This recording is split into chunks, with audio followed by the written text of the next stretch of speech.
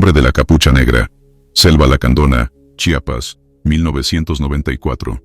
Mi nombre es Andrés, y en 1994 era soldado raso en una patrulla de operaciones especiales desplegada en la Selva Lacandona, Chiapas. Nos enviaron a investigar reportes de actividad extraña cerca de un antiguo sendero maya olvidado, a unos kilómetros del poblado de Lacanjá-Chansayap. Nunca olvidaré esa misión. Porque aquel que mira a los ojos al hombre de la capucha negra nunca vuelve a ser el mismo. Nos adentramos en la selva el 13 de noviembre, en plena temporada seca. Íbamos 14 hombres, bien armados, con provisiones para 5 días. La vegetación era espesa como nunca. Árboles centenarios cubrían la luz del sol. La humedad formaba una bruma baja, que parecía abrazarte las piernas al caminar. El primer día transcurrió sin novedades. Calor aplastante, insectos, y esa sensación persistente de ser observados que todo veterano de la selva aprende a ignorar. Montamos campamento junto a una ceiba colosal, una de esas que parecen tocar el cielo. Encendimos una fogata pequeña, apenas para calentar algo de comida. La noche cayó rápidamente, envolviéndonos en una oscuridad absoluta. Todo parecía normal, hasta que cerca de la medianoche, uno de los centinelas regresó corriendo al campamento, con los ojos desorbitados. «Mi teniente, hay alguien afuera, un hombre». Nos armamos al instante, formamos un perímetro y avanzamos en formación hacia donde el soldado señalaba. La linterna del teniente Barragán cortó la oscuridad. Y lo vimos. A unos 30 metros, de pie bajo la ceiba, estaba una figura humana. Alta. Delgada. Vestida completamente de negro, como si llevara una túnica raída y una capucha que le cubría el rostro. No se movía, no emitía sonido. Solo estaba allí, mirándonos, aunque no podíamos ver su rostro. El teniente dio la orden reglamentaria. «Identifíquese, está en zona restringida». La figura no respondió. Ni un paso, ni un gesto. Solo el inmenso e insoportable silencio. El teniente repitió la orden, esta vez más fuerte. Nada. Entonces ordenó un disparo de advertencia al aire. El eco retumbó en la selva. La figura no se movió. No parpadeó. No mostró miedo. Fue entonces que, en un acto de locura o coraje, el teniente dio la orden de avanzar y capturarlo. Avanzamos en formación, 6 soldados al frente. Pero cuando llegamos a unos 10 metros, todo cambió. La figura simplemente desapareció. No corrió. No saltó. No se desvaneció gradualmente. Simplemente dejó de estar. Allí, bajo la ceiba, ya no había nadie. Solo el tronco del árbol, enorme e inmóvil. Miramos alrededor frenéticamente. No había huellas, ni ramas movidas, ni indicios de escape. Solo un frío glacial que parecía brotar del suelo mismo. Entonces empezó el zumbido. Un sonido grave, casi infrasónico, que vibraba en los huesos. Las brújulas giraron locas, los radios emitieron estática, y uno de los soldados, el cabo Mendoza, comenzó a gritar de terror. «¡Está detrás de ustedes! ¡Detrás de ustedes!». Giramos instantáneamente. Nada. Solo la selva oscura y cerrada. Pero Mendoza no paraba de señalar, temblando como un niño perdido. «Está aquí. Nos está mirando. No lo ven, pero está aquí». El teniente ordenó retirada inmediata. Regresamos al campamento en medio de una confusión total. Mendoza fue amarrado para evitar que corriera. No dejaba de llorar, balbuceando incoherencias sobre ojos vacíos, bocas abiertas y sombras en la piel. El resto de la noche transcurrió entre susurros y oraciones ahogadas. Al amanecer, decidimos dividirnos en 2 escuadras. Unos continuarían la patrulla, otros escoltarían a Mendoza de regreso al poblado base para atención médica. Yo formaba parte de la escuadra que seguiría la misión. No queríamos admitirlo, pero todos sentíamos el mismo miedo primitivo. Cerca del mediodía, encontramos algo que terminó de romper nuestras convicciones. Un claro oculto entre la maleza. En el centro, 7 postes de madera astillados sobresalían del suelo formando un círculo imperfecto. Cada poste tenía amarrada una prenda de ropa humana, una bota militar, una camiseta de civil, una gorra, un pantalón. Todos viejos, sucios, carcomidos por la humedad.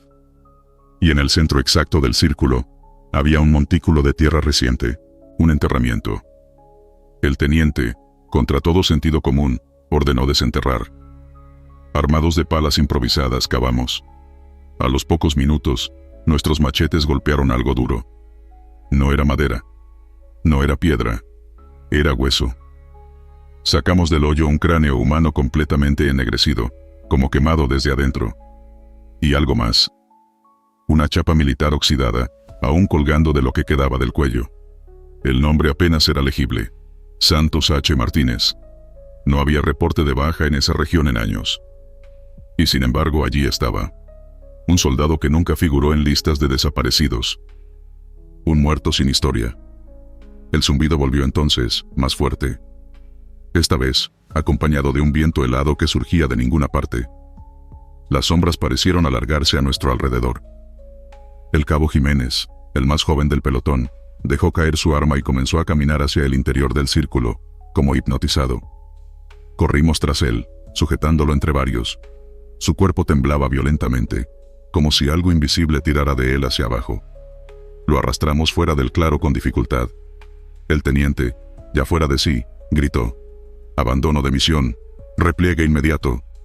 Emprendimos la retirada como si el mismo diablo nos persiguiera. Durante horas tropezamos entre lianas, raíces y ramas, corriendo sin mirar atrás, ignorando el agotamiento y la sed. No nos detuvimos hasta alcanzar la brecha por donde habíamos llegado. Allí, ya seguros, o eso creíamos, revisamos a Jiménez. Su pecho estaba marcado. Rasguños profundos, dispuestos en forma de símbolos que no supimos interpretar. Eran como letras antiguas, líneas cruzadas, círculos encerrando triángulos. Marcas hechas con garras invisibles.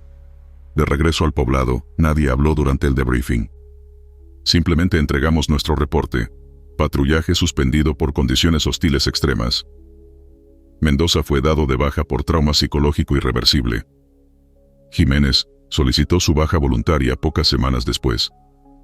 El resto simplemente callamos. Callamos por miedo. Callamos porque sabíamos que nadie nos creería. Porque sabemos que el hombre de la capucha negra sigue allí, bajo la ceiba gigante, esperando nuevas víctimas. No se trata de leyendas. No se trata de supersticiones. Es real. Y si alguna vez te internas en la selva lacandona y ves una figura inmóvil bajo un árbol viejo, no te acerques. No lo llames. No intentes verlo a la cara. Porque si logras verle el rostro, ya no escaparás. Y tu nombre será el próximo que susurre el viento de los muertos. Cementerio bajo el río. Selva de Campeche, 1993. Mi nombre es Francisco, y en 1993 formaba parte de una unidad militar de reconocimiento en Campeche, asignada a patrullar las regiones limítrofes con Guatemala.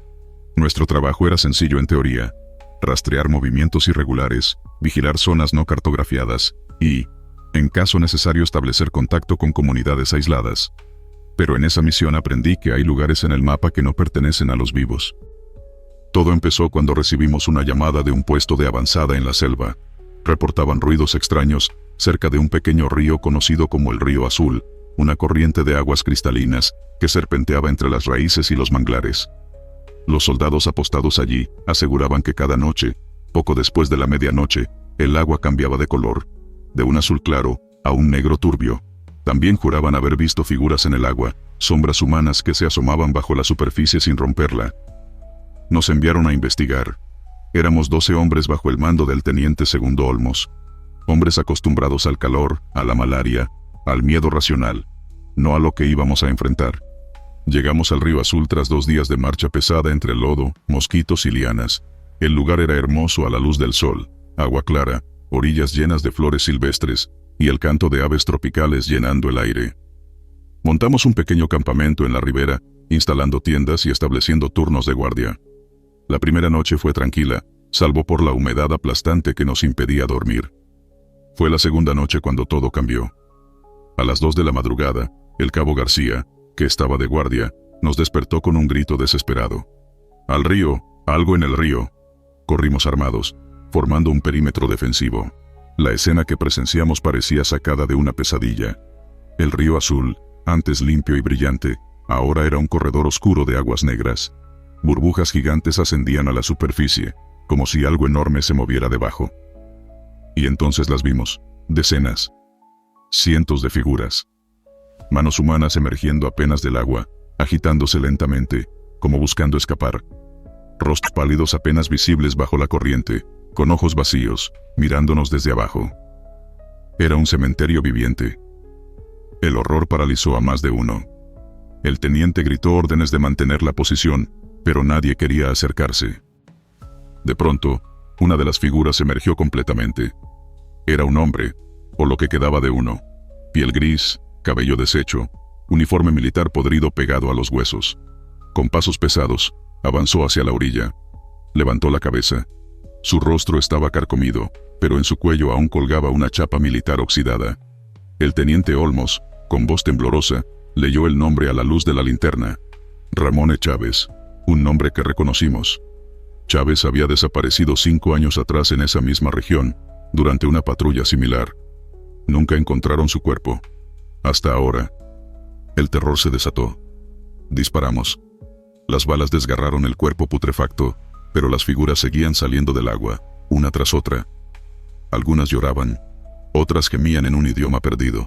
Algunas simplemente se arrastraban hacia nosotros con desesperación infinita. Corrimos como nunca en la vida. Atravesamos la selva a ciegas, tropezando, cortándonos con las ramas. Atrás quedaban los gemidos.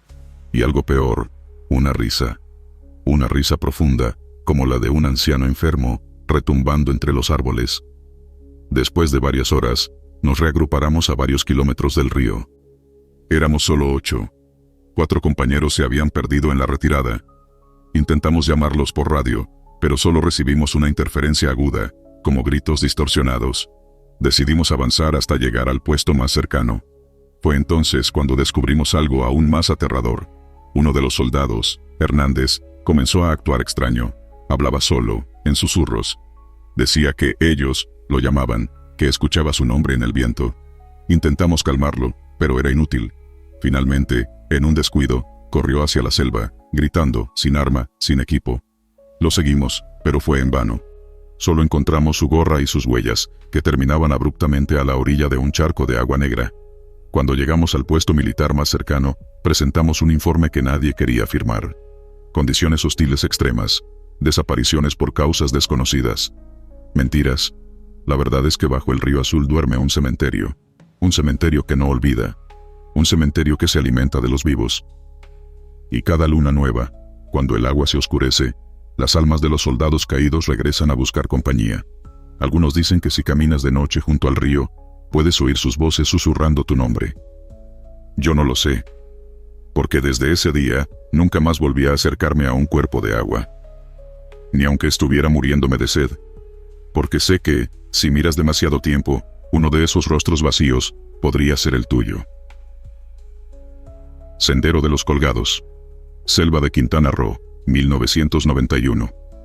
Mi nombre es Raúl, y en 1991 era cabo primero en una brigada especial de patrullaje, asignada a la región selvática de Quintana Roo, cerca de la frontera con Belice. La misión parecía sencilla: rastrear rutas clandestinas utilizadas para contrabando a través de la jungla. Nunca imaginé que terminaríamos enfrentando algo que no pertenecía a nuestro mundo.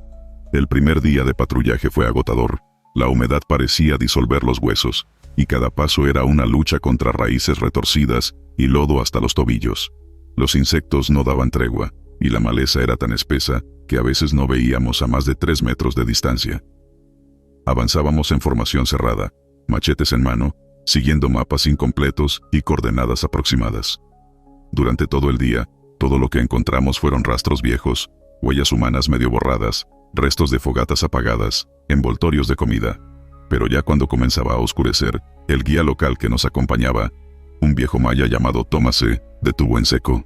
«No debemos seguir ese sendero», advirtió, señalando un angosto paso cubierto de sombras. «¿Por qué?», preguntó el teniente Morales, frunciendo el ceño. Tomás bajó la voz. «Ese es el sendero de los Colgados. Nadie que entre vuelve a salir». Los oficiales intercambiaron miradas incómodas, pero la orden era clara: explorar cualquier ruta posible. Así que avanzamos. El sendero era más angosto de lo normal, apenas una línea torcida entre árboles viejos. Las raíces sobresalían como serpientes dormidas, y la humedad formaba una bruma baja que nos cubría las botas. No caminamos ni 20 minutos cuando empezó la pesadilla. El primer aviso fue el olor. Un hedor denso, agrio, a carne podrida, que impregnaba el aire como un muro invisible. Cubriéndonos la boca con pañuelos, seguimos avanzando. Luego vinieron las moscas, nubes de insectos negros, zumbando alrededor de nosotros, cubriéndonos los rostros, metiéndose en los ojos y la nariz. Y entonces los vimos. Colgados de las ramas altas, casi invisibles entre las hojas, pendían cuerpos. Hombres. Mujeres. Algunos aún llevaban ropas militares. Otros vestían harapos de civil. Sus rostros estaban desfigurados, hinchados, cubiertos de manchas verdes. Sus bocas abiertas en una mueca eterna de horror. Y todos, absolutamente todos, parecían mirarnos. «Avancen, no se detengan», gritó el teniente Morales, aunque su voz temblaba. Yo apenas podía caminar. Mis piernas se negaban. Porque entre los cuerpos reconocí uno. El sargento de la Cruz. Desaparecido en acción un año atrás. Habíamos montado búsquedas. Nunca encontramos su cuerpo. Hasta ahora. Colgado como un muñeco roto, balanceándose levemente en el aire inmóvil. Sus ojos, vidriosos y vacíos, me siguieron mientras pasaba. El sendero de los colgados parecía no terminar nunca. Cada pocos metros, nuevos cuerpos. Algunos más frescos que otros. Algunos sin cabeza. Otros todavía sangrando, contra toda lógica. El hedor era insoportable. La locura empezaba a filtrarse en el grupo. Uno de los soldados, el cabo Valdés, cayó de rodillas llorando, murmurando oraciones entre dientes. Otro, Hernández, disparó su fusil al aire en un ataque de histeria. El eco del disparo se apagó rápidamente, tragado por la selva densa. El teniente nos obligó a avanzar a empujones. Nadie quería quedarse atrás. Nadie quería mirar demasiado tiempo a los colgados. Finalmente, tras lo que pareció una eternidad, llegamos a un claro. En el centro, una estructura de madera vieja, un patíbulo improvisado. Y bajo él, una figura de pie. Un hombre. Alto. Cubierto con una capa hecha de retazos de tela ensangrentada. Su rostro oculto bajo un sombrero de ala ancha, de donde colgaban cuerdas rotas como serpientes. No se movía. No respiraba. Pero sabíamos que estaba vivo, o al menos, que algo lo animaba. El guía Tomás cayó de rodillas al verlo. «El verdugo del monte», susurró el que colecciona almas perdidas. El teniente Morales intentó comunicarse por radio. Nada. Solo estática. La brújula giraba loca. Las linternas parpadeaban, como si una fuerza invisible intentara apagarlas. La figura bajo el patíbulo alzó lentamente una mano huesuda. Señaló hacia nosotros, y los cuerpos colgados empezaron a moverse. No balanceados por el viento, sino agitados violentamente, como si algo invisible los agitara de rabia. Los primeros gritos de los soldados rasgaron la noche. Disparamos. Disparamos hasta vaciar los cargadores. Las balas atravesaban la figura sin dañarla. El verdugo no retrocedió. Solo bajó la mano. Y los cuerpos cayeron de los árboles. No muertos. No inertes. Se levantaron del suelo como marionetas rotas. Y comenzaron a caminar hacia nosotros. El pánico nos desbordó. Corrimos. Corrimos como si el mismo infierno nos persiguiera. Atrás quedaban los colgados tambaleantes, sus rostros descompuestos gimiendo. El sendero parecía alargarse interminablemente. No había salida. Las sombras se cerraban. La bruma se espesaba. El verdugo caminaba a la distancia, siempre a la misma distancia, como si flotara tras nosotros. Finalmente, vimos una brecha de luz entre los árboles. Corrimos hacia ella con las últimas fuerzas. Emergimos a campo abierto. El sol nacía en el horizonte. La niebla se disipaba. Detrás, la selva guardaba su secreto. Regresamos al cuartel con la mirada vacía. Tomás renunció al día siguiente. El teniente Morales fue dado de baja por inestabilidad emocional. De los 12 hombres que entramos al sendero, solo 7 salimos. Los demás no aparecieron jamás. No sus cuerpos, no sus armas, nada, solo sus rostros, a veces, en sueños, colgados de ramas invisibles, observándome, esperando, porque una vez que caminas el sendero de los colgados, ya formas parte de él, solo es cuestión de tiempo. Antes de que alguien más entre, antes de que ocupes tu lugar entre las sombras. y tu rostro hinchado mire hacia los vivos, pidiéndoles que se unan a ti. Silencio de la Laguna Muerta. Selva de Tabasco, 1995. Me llamo Carlos, y en 1995 formaba parte de un escuadrón de reconocimiento del ejército mexicano, asignado a operaciones especiales en zonas remotas. De todas las misiones que viví en la jungla, ninguna me marcó tanto como aquella en la que conocimos la Laguna Muerta. Todo comenzó con una serie de reportes extraños provenientes de un pequeño poblado tabasqueño llamado La Soledad. Los lugareños hablaban de desapariciones cerca de una laguna oculta en la selva, accesible solo a través de un sendero estrecho cubierto por ceibas gigantes. La gente del pueblo juraba que en las noches sin luna, algo surgía de las aguas negras y reclamaba a quien tuviera la desgracia de acercarse. Las autoridades locales enviaron una solicitud de inspección, así que fuimos. Éramos 9 hombres, bajo el mando del teniente Figueroa, veterano de múltiples operaciones en selvas y zonas de riesgo. Marchamos todo el primer día sin incidentes, atravesando pantanos y ríos menores, sorteando la humedad pesada que nos pegaba el uniforme al cuerpo. La vegetación era tan densa que apenas si veíamos el cielo entre las copas entrelazadas de los árboles. La primera noche la pasamos acampando a medio camino. No vimos ni oímos nada anormal. Pero el segundo día, cuando nos acercamos a la laguna, todo cambió. La notamos mucho antes de verla. El aire se volvió espeso, cargado de un hedor dulzón, como a carne fermentada. Los insectos desaparecieron, el canto de las aves cesó, el mismo viento pareció desvanecerse. La Laguna Muerta se abrió ante nosotros como un tajo en la selva. Un espejo de agua negra, inmóvil, rodeado de árboles muertos y raíces retorcidas que parecían manos saliendo de la tierra. La superficie no reflejaba el cielo. Reflejaba otra cosa. Sombras. Figuras que se movían aunque el agua estaba quieta. El teniente Figueroa ordenó un perímetro de observación. Instalamos campamento a unos 100 metros de la orilla. No hubo bromas esa noche. No hubo risas nerviosas, ni historias de soldados. Solo miedo, palpable en el aire. A medianoche, me tocó la primera guardia. Fue entonces que lo vi. O mejor dicho, los vi. Sombras. Siluetas humanas emergiendo de la laguna. No salían del agua. Flotaban sobre ella. Decenas de ellas.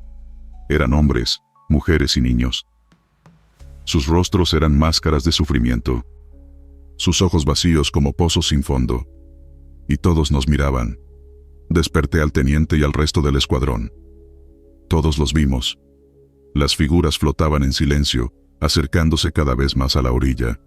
Uno de los soldados, el cabo Luna, apuntó su rifle y disparó. La bala atravesó a una de las sombras y rebotó en el agua como si hubiera disparado contra un espejo. El eco del disparo se perdió en la noche muerta. Las figuras no se detuvieron. Una de ellas, una mujer de cabellos largos y enmarañados, extendió una mano hacia nosotros. Entonces lo entendimos.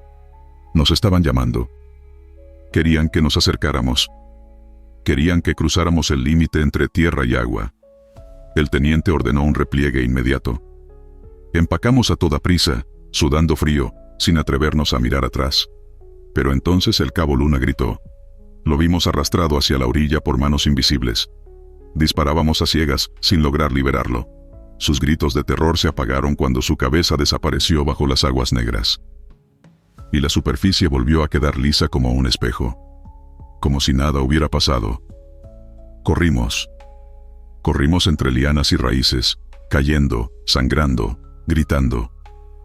La selva parecía haberse cerrado a nuestro alrededor. Cada sombra parecía una mano extendida. Cada charco parecía un portal. El guía local que llevábamos, un muchacho maya llamado Daniel, cayó en un pozo oculto y desapareció sin un sonido. Ni siquiera tuvimos tiempo de intentar salvarlo. Llegamos de regreso a la Soledad al amanecer. Éramos 5 hombres. 4 desaparecidos. No hablábamos. No dormíamos. Solo temblábamos. El informe oficial hablaba de desapariciones accidentales en terreno hostil. Mentira. La verdad quedó enterrada entre nosotros. Días después, uno de mis compañeros, ya de licencia médica, se suicidó. Otro simplemente desapareció de su casa, dejando la puerta abierta y las luces encendidas. Y el tercero, bueno, a veces dice que aún oye voces llamándolo desde cualquier fuente de agua, una laguna, un río, incluso el tanque del inodoro. Dice que son ellos, que nunca nos dejaron ir, que estamos marcados. Y a veces, yo también lo creo. Especialmente cuando, en plena noche, despierto cubierto de sudor, convencido de haber oído mi nombre pronunciado por una voz que no pertenece a este mundo. Una voz húmeda, lejana. Una voz que viene de la laguna muerta. Una voz que me recuerda que algún día tendré que volver. Porque una vez que escuchas el llamado del agua negra, no hay forma de escapar. Solo puedes retrasarlo, pero no evitarlo. Carretera entre los árboles, Selva de Chiapas, 1990. Me llamo David y fui soldado de infantería en los años 90, asignado a patrullajes de frontera en el sur de México. No suelo hablar de lo que pasó aquella noche, no porque no quiera, sino porque cada vez que lo cuento, siento que lo revivo. Era 1990. Nuestro pelotón recibió una orden inusual: vigilar un tramo de carretera olvidada que se adentraba en la selva lacandona. Era un camino viejo, casi cubierto por la maleza, usado décadas atrás para transportar madera. Se decía que los contrabandistas lo utilizaban ahora para mover armas. Nos enviaron a patrullar en un camión de 3 toneladas. Íbamos 9 hombres, todos curtidos por campañas anteriores, todos confiados. Avanzamos por la carretera durante el día sin problemas. Pero el teniente decidió que acamparíamos allí mismo, a medio camino, en una curva pronunciada rodeada de árboles centenarios. El error más grande de nuestras vidas. El primer aviso fue el silencio. A las 8 de la noche, la selva dejó de cantar. No había grillos. No había aves. No había viento. Solo un vacío abrumador. Instalamos el campamento junto al camión, formando un círculo de tiendas de campaña. Se asignaron turnos de guardia. A mí me tocaba el segundo turno, de 2 a 4 de la madrugada. Cuando me despertaron para tomar el relevo, ya noté que algo estaba mal. El ambiente era irrespirable, cargado de electricidad estática. El sudor me corría por la espalda aunque la noche era fría. Me armé y salí a patrullar alrededor del camión. Y entonces lo vi. Al principio pensé que era un truco de la luz. Una figura parada en medio de la carretera, a unos 40 metros. Una silueta humana, inmóvil. Alta, extremadamente delgada. Vestía lo que parecía ser un uniforme antiguo, de tela raída. No podía ver su rostro, pero sabía que me miraba. Apunté mi rifle. «¡Identifíquese!», grité. Nada. Ni un movimiento. Di un paso adelante. La figura dio un paso hacia mí. Instintivamente disparé una ráfaga al aire como advertencia. La figura no se inmutó. Solo dio otro paso. Y otro. Acercándose. Grité pidiendo apoyo. 2 compañeros salieron corriendo de las tiendas, armados. También la vieron. Y también apuntaron. «Deténgase. Última advertencia». Silencio. Otro paso. La linterna de uno de ellos iluminó brevemente el rostro. O lo que debería ser un rostro. Porque allí no había nada. Solo piel estirada sobre huesos. Sin boca. Sin ojos. Sin nariz. Solo una máscara vacía. La linterna parpadeó y se apagó. La figura comenzó a correr hacia nosotros. No corría como un hombre. Corría como un insecto, rápido, en líneas rectas imposibles, doblando las extremidades de manera antinatural. Disparamos. Vaciamos los cargadores. El eco de los disparos se perdió entre los árboles. Pero la figura no sangró. Ni cayó. Simplemente desapareció justo antes de alcanzarnos. Como si nunca hubiera estado allí.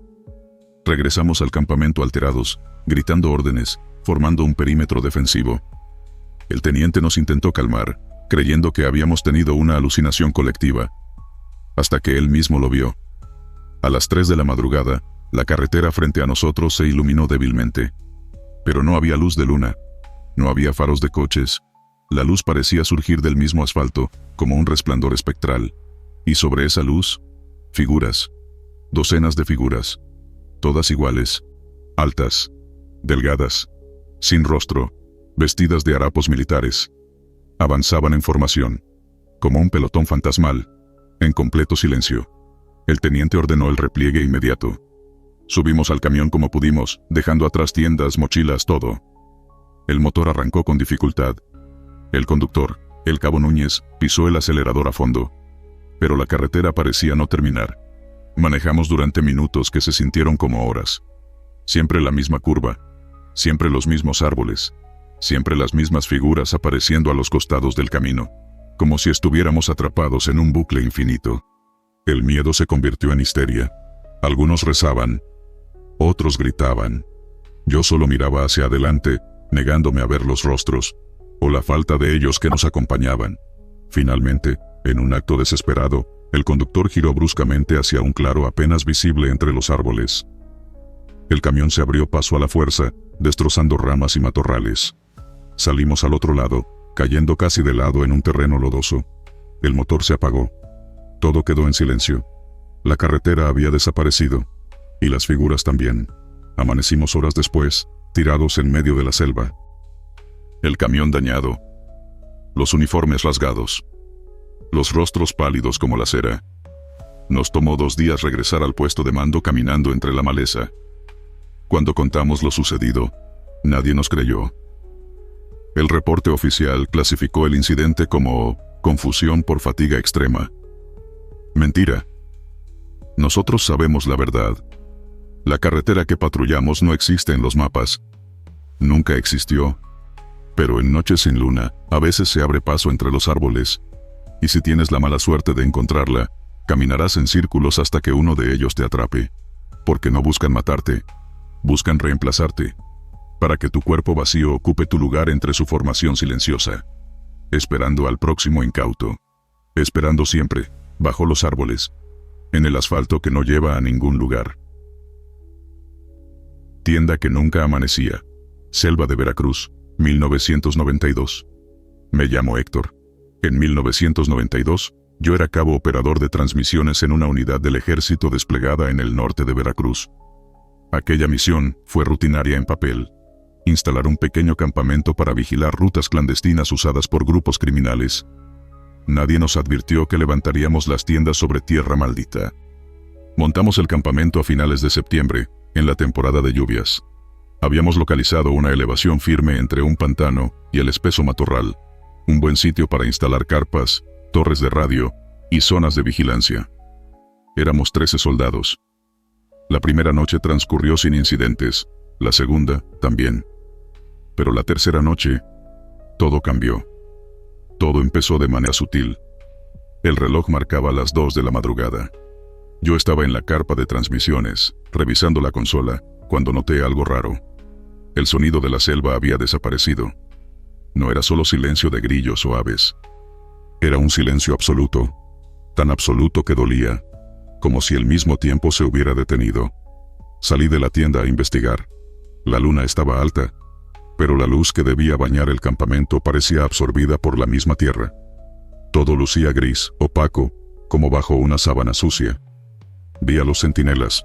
Uno de ellos, el cabo Pérez, apuntaba su arma hacia la selva, pálido como el papel. Corrí hacia él. Antes de que pudiera preguntarle algo, Pérez soltó el rifle y cayó de rodillas, llorando. Señalaba hacia los árboles. Allí están. Miré. Y los vi. Sombras. Caminaban entre los troncos, flotando apenas sobre el suelo. Cuerpos humanos. Uniformados. De rostros borrosos, como manchas de tinta en el aire. Algunos tenían heridas abiertas. Otros llevaban la boca cosida. Y todos avanzaban, despacio, hacia el campamento. Grité alerta. Los soldados salieron de sus tiendas confundidos, muchos medio dormidos. El teniente Robles intentaba organizar una defensa, pero era imposible. Ninguna orden se oía con claridad. El aire era espeso como el concreto. Nuestras voces salían apagadas, como si gritáramos bajo el agua. El primer ataque ocurrió al cabo de minutos. Uno de los soldados, Morales, desapareció frente a nosotros. Simplemente se deshizo en el aire, como si hubiera sido borrado de la existencia. Donde estaba, solo quedó su casco y su rifle. Grité de terror. No supe qué hacer. Disparamos hacia las sombras. Las balas no hacían daño, Atravesaban los cuerpos sin frenar su avance. El teniente ordenó retirada al centro del campamento. Formamos un círculo apretado alrededor de las tiendas. Pero fue entonces cuando nos dimos cuenta de algo aún peor. Las carpas se habían multiplicado. Donde antes había 3 tiendas grandes, ahora había al menos 6 o 7. Idénticas. Perfectas copias. Confundiéndonos. Y dentro de ellas, sombras que se movían. El cabo Hernández fue el primero en caer en la trampa. Entró corriendo en una de las tiendas equivocadas buscando cobertura. Jamás salió. Corrimos tras él, pero la tienda estaba vacía. Oscura. Y fría como un ataúd. La confusión se apoderó de nosotros. Corríamos entre tiendas duplicadas. Entre sombras susurrantes que nos llamaban por nuestros nombres. Vi a Salgado disparar contra un compañero creyendo que era una de las sombras. Vi a Ortega arrancarse la ropa y correr hacia el pantano gritando que necesitaba volver. Lo último que vimos de él fue su figura hundiéndose entre las aguas negras. A cada minuto que pasaba, el campamento parecía volverse más grande. Más oscuro. Más enredado. El tiempo no avanzaba. El reloj de la consola seguía marcando las 2 de la madrugada. Siempre 2. Siempre esa hora maldita. Finalmente, cuando quedábamos apenas 5 soldados, el teniente tomó una decisión desesperada. No podemos quedarnos. Corran hacia la selva. Salgan de aquí. Corrimos. Corrimos entre lianas, raíces, ramas afiladas. Las sombras nos seguían, flotando. Sus rostros deformándose en muecas de horror y odio. No podíamos pensar. Solo mover las piernas. Después de lo que pareció una eternidad, emergimos en un claro iluminado por la luz natural. El canto de los grillos volvió. El zumbido de los mosquitos nos envolvió. Habíamos salido. Vivíamos. Pero el campamento había desaparecido. Regresamos al cuartel base, maltrechos y traumatizados. 5 hombres vivos. 8 desaparecidos. El informe oficial habló de pérdida por desorientación nocturna. Mentiras, nosotros sabemos la verdad. La laguna pantanosa donde acampamos estaba considerada por los pueblos indígenas como el paso estático, un lugar donde el tiempo y la muerte se confunden. Donde los vivos se pierden entre los muertos. Donde si instalas una tienda, nunca amanece. Solo repites la misma noche, atrapado, viendo tu reflejo distorsionarse entre la bruma. Hasta que olvidas que alguna vez fuiste humano. Hasta que te conviertes en otra sombra caminando entre las tiendas que nunca terminan. Esperando que nuevos soldados lleguen a ocupar su lugar. Por eso ahora, cada vez que duermo en campaña, lo hago bajo el cielo abierto. Nunca dentro de una tienda. Nunca donde el aire es demasiado pesado. Nunca donde los relojes se detienen. Porque aprendí algo esa noche. En la selva, algunas tiendas no son refugio. Son trampas. Son prisiones de la muerte. Hombre de barro. Selva de Campeche, 1996. Me llamo Santiago. Y en 1996, era soldado de infantería en un escuadrón de patrullaje especial en Campeche. Durante años pensé que la selva no podía ocultar nada peor que los peligros naturales. Hasta que lo vi a él. Nos desplegaron en una operación de reconocimiento cerca de Calakmul, en una sección de la selva apenas explorada, donde algunos campesinos habían reportado desapariciones extrañas, cazadores, leñadores y pescadores que no regresaban, sin rastros, sin cuerpos, sin testigos. La región era densa y sofocante. Durante el día, la humedad se podía cortar con cuchillo. Durante la noche, el aire era tan pesado que costaba respirar. Éramos 12 hombres bajo el mando del teniente Rivera, un veterano conocido por su sangre fría y su incredulidad ante toda superstición. La primera jornada de exploración transcurrió sin problemas. Encontramos algunos rastros, huellas desordenadas, ramas rotas, señales de campamentos improvisados. Montamos guardia por la noche cerca de un arroyo seco. La segunda noche, la oscuridad se cerró más temprano de lo normal. Un olor espantoso, a barro podrido impregnó el ambiente. Casi al mismo tiempo, los sonidos de la selva se extinguieron, como si algo invisible hubiera hecho callar a toda criatura viviente. Estábamos tensos. Las linternas apenas iluminaban la cortina de lianas y árboles. Fue el soldado Ortega quien lo vio primero. Contacto visual. Al frente. Apuntamos todos hacia la dirección indicada. Allí, De pie junto al arroyo seco, vimos una figura.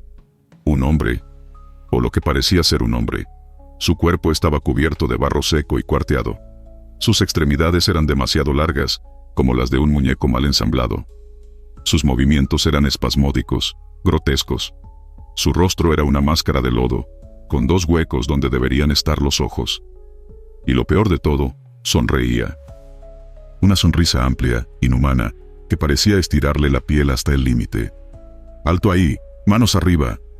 El teniente gritó la orden reglamentaria. La figura no respondió. Solo inclinó la cabeza hacia un lado, como un animal curioso. Dimos un paso adelante. La figura dio 2 hacia nosotros. Los machetes temblaban en nuestras manos. Las radios comenzaron a emitir un zumbido agudo. La brújula giraba loca. Y la sonrisa del hombre de barro se ensanchaba más y más, de forma antinatural. Disparamos. El primer disparo lo dio el cabo Juárez. Una ráfaga controlada. El impacto fue directo al pecho. El barro estalló en fragmentos. Pero debajo no había carne. Solo más barro. Más grietas. Y dentro de las grietas, algo que se movía. Algo negro. Algo que parecía vivo. El hombre de barro avanzó. Sus movimientos se volvieron frenéticos, convulsos. Se lanzó hacia nosotros con un aullido que no era humano. Corrimos. Retrocedimos hacia el campamento improvisado. La figura nos siguió, arrastrando las piernas, dejando un rastro de lodo humeante. Las linternas comenzaron a fallar, una por una. Los rifles se trababan inexplicablemente. Era como si la presencia de ese ser saboteara todo lo que nos protegía. Ortega fue el primero en caer. Tropezó con una raíz expuesta. Antes de que pudiéramos ayudarlo, el hombre de barro se le echó encima. No lo mató como un animal. Lo cubrió. Literalmente. Extendió sus brazos y la piel de barro se deslizó sobre Ortega como un manto, absorbiéndolo. En segundos, su cuerpo quedó atrapado en una nueva carcasa de barro agrietado. Y entonces Ortega se levantó, con la misma sonrisa estirada, con los mismos ojos huecos. Ahora había 2. Disparamos de nuevo, a ciegas, sin estrategia. Nada funcionaba. El teniente dio la orden. Repliegue inmediato, hacia el claro. Corrimos entre raíces, ramas y lodo. Las sombras parecían moverse con nosotros. Podíamos oír sus susurros, sus risas. Un lenguaje hecho de crujidos y suspiros. Después de una eternidad de carrera ciega, encontramos un claro donde el cielo nocturno era visible. Las estrellas parecían mirarnos, indiferentes. Ahí nos reagrupamos. Solo 6 soldados quedábamos. Casi la mitad había desaparecido. No sabíamos si estaban vivos, o si ahora eran parte del barro. Al amanecer, nos reunimos con otra unidad enviada en apoyo. Cuando relatamos lo sucedido, la respuesta fue silencio. Nadie quería abrir un expediente por algo tan absurdo. En el informe oficial, los desaparecidos fueron catalogados como extraviados durante patrullaje. Nunca más se volvió a hablar de ellos. Pero yo sé la verdad. Sé que en esa sección olvidada de la selva campechana, junto a un arroyo seco que ya nadie marca en los mapas, camina el hombre de barro, sonríe, busca, atrapa, transforma. Y algún día, cuando la humedad sea la correcta y el viento sople en la dirección adecuada, volverá a caminar, buscando nuevos rostros, nuevos cuerpos, nuevas sonrisas vacías para arrastrar al fango eterno. Así que, si alguna vez caminas por la selva y sientes que el barro se pega demasiado a tus botas, corre. Corre antes de que sea demasiado tarde. Corre antes de que tu rostro se borre en una sonrisa que no es tuya. Corre antes de que te conviertas en uno más.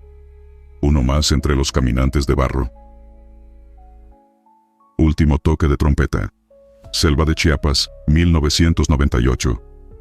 Mi nombre es Alejandro, y en 1998 formaba parte de una unidad de operaciones especiales en Chiapas, cerca de la frontera con Guatemala. La historia que estoy a punto de contar no está en los reportes oficiales, pero quienes estuvimos allí la recordamos cada noche. Nos enviaron a inspeccionar un antiguo puesto militar abandonado llamado el Fortín de la Cumbre, ubicado en una de las zonas más intrincadas de la selva lacandona. Había sido utilizado en los años 60 para vigilar la frontera, pero hacía décadas que estaba desocupado. El motivo de nuestra misión era extraño. Los sensores de movimiento instalados alrededor detectaban actividad nocturna intensa en el área, pero las cámaras nunca captaban nada. Se sospechaba que traficantes o paramilitares habían reocupado el lugar. Nuestro pelotón, compuesto por 12 hombres bajo el mando del capitán Romero, fue asignado a investigar. Llegamos al fortín tras 2 días de marcha.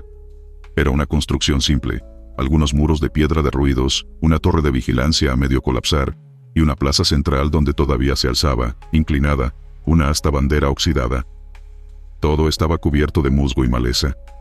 Parecía completamente deshabitado. Pero el aire era distinto, pesado, cargado de un olor a tierra vieja y madera mojada.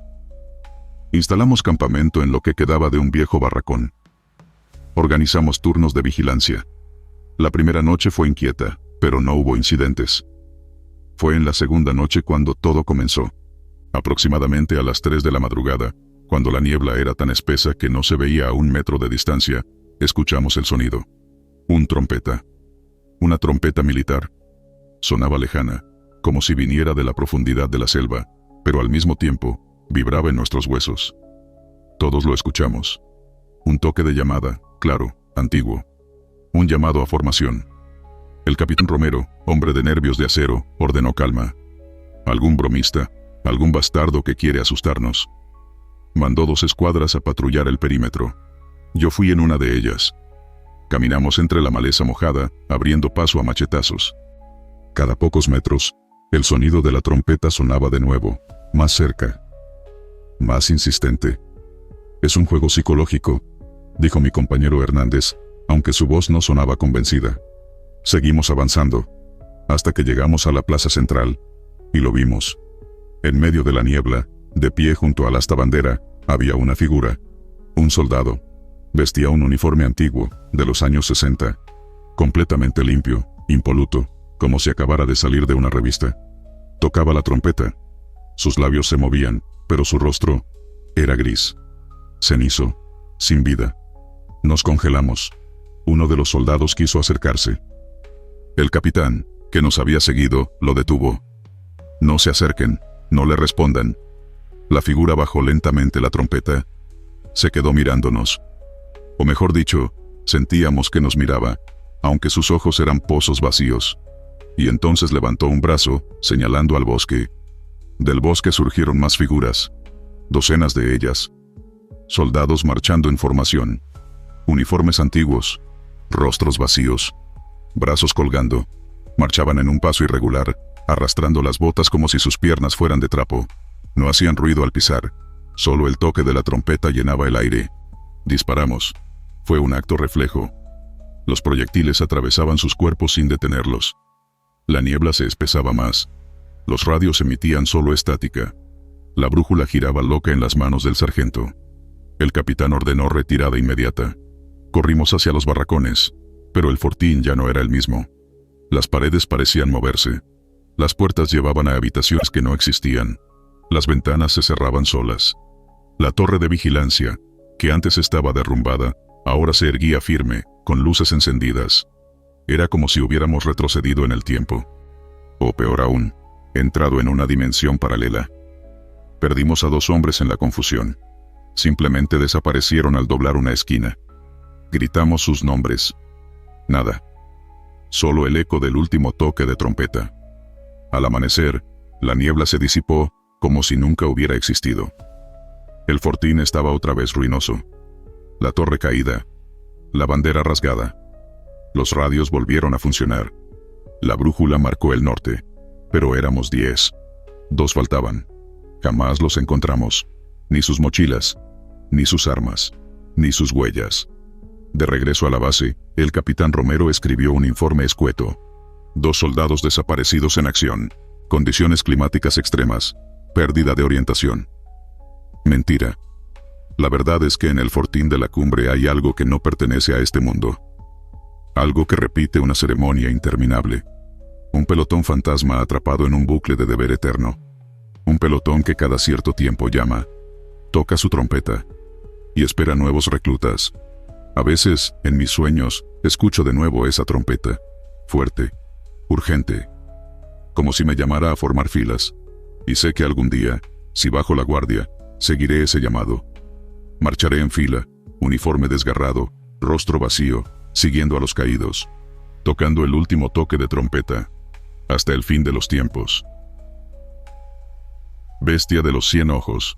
Selva de Chiapas, 1997.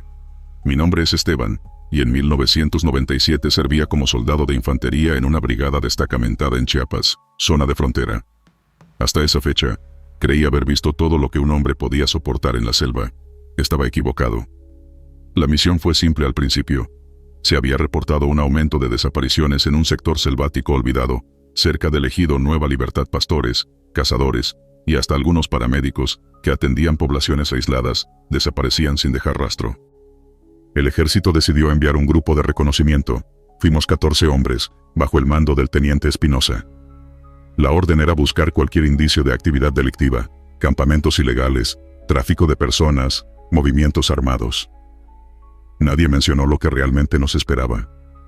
Avanzamos todo un día entre la espesura, cortando ramas, cubiertos de sudor y barro. La selva parecía cerrarse sobre nosotros. Los árboles eran tan altos que apenas llegaba luz al suelo. Los animales eran escasos, muy escasos. No era normal. El silencio era antinatural. Solo escuchábamos nuestros propios pasos y el zumbido de los insectos. Acampamos al borde de un pequeño claro cubierto de niebla.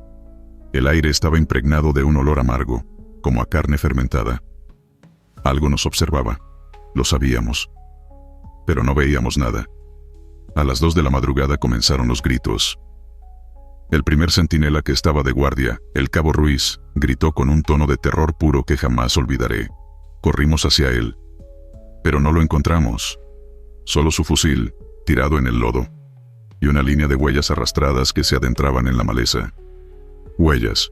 Y algo más. Marcas circulares en el barro, como si decenas de pequeños ojos hubieran presionado el suelo. El teniente ordenó máxima alerta. Nos agrupamos formando un círculo. Armas listas. Ojos en todas direcciones. El primer ataque no tardó en llegar. Una sombra saltó sobre el soldado Morales. No pudimos ver qué era. Solo vimos su cuerpo arrastrado violentamente hacia el interior del bosque. Disparamos en dirección al movimiento, pero fue inútil. Solo oíamos un crujido húmedo, como carne desgarrándose. Y después, el silencio absoluto. A la luz temblorosa de las linternas, vimos algo moverse entre los árboles. Algo grande. Algo rápido. Parecía observarnos. Y en su piel, o lo que parecía su piel, brillaban docenas de ojos pequeños. Ojos que parpadeaban independientemente. Algunos eran verdes. Otros amarillos. Otros negros como pozos sin fondo. La criatura rodeaba el campamento, emitiendo un sonido indescriptible, un chasquido de mandíbulas mezclado con susurros. No sabíamos dónde apuntar. Cada vez que iluminábamos un sector, veíamos un destello de ojos antes de que desapareciera. Era como si se multiplicara, como si la selva misma respirara en su nombre. El teniente Espinosa intentó mantener la calma. Fuego controlado, fuego solo con visual. Pero era inútil. El miedo nos había contaminado. Disparamos a la menor sombra. Gastamos munición como locos. Y cada vez que el cañón de los rifles ardía de tanto disparar, volvíamos a oír ese chasquido. Ese susurro de 100 bocas invisibles. La segunda baja fue el soldado Hernández. Se lo llevaron sin que pudiéramos hacer nada. Solo vimos como algo enorme emergía del suelo, como si la tierra misma se abriera para tragárselo. Un alarido ahogado. Un gorgoteo. Y silencio. A las 4 de la madrugada, decidimos retirarnos. Pero el claro había desaparecido. Solo había árboles. Árboles que antes no estaban. Como si la selva hubiera cambiado mientras no mirábamos. Como si estuviéramos atrapados. Intentamos orientarnos con brújulas. Giraban locas. Las radios emitían estática y murmullos. Murmullos en un idioma que ninguno de nosotros reconocía. Y los ojos. Siempre los ojos. Brillando en la oscuridad. Observando. Esperando. El sargento Villa, hombre curtido en 1000 operaciones, cayó de rodillas y empezó a rezar en voz alta. Se arrancaba la ropa, suplicando perdón por pecados que nunca confesó. Intentamos levantarlo, pero no pudimos. Una fuerza invisible lo arrastró hacia la maleza. Desapareció en segundos, como si nunca hubiera existido. Corrimos, sin dirección, sin plan. Solo queríamos salir. Algunos disparaban a ciegas. Otros lloraban. Yo solo corría. Y los ojos nos seguían, parpadeando, brillando, susurrando, nombrándonos uno por uno. Finalmente, después de horas de fuga ciega, vimos la luz del amanecer filtrándose entre las copas. Emergimos en un terreno más abierto. La criatura, o lo que fuera, no cruzó. Se quedó en la sombra, observándonos. Juraría que antes de irnos, escuché un susurro claro. Una palabra. Un nombre. Mi nombre. De los 14 hombres que entramos, salimos 8. 6 desaparecieron sin dejar rastro. No hubo cuerpos. No hubo sangre. No hubo señales. Simplemente, se esfumaron. El informe oficial habló de desapariciones por causas ambientales y condiciones extremas de terreno. Mentiras. La verdad quedó entre nosotros, y en la selva, esperándonos. A veces, en noches de mucho silencio, cierro los ojos y aún veo los suyos. Esos ojos pequeños. Esos ojos que parpadean todos a la vez. Que me miran. Que me llaman. Que no me han olvidado.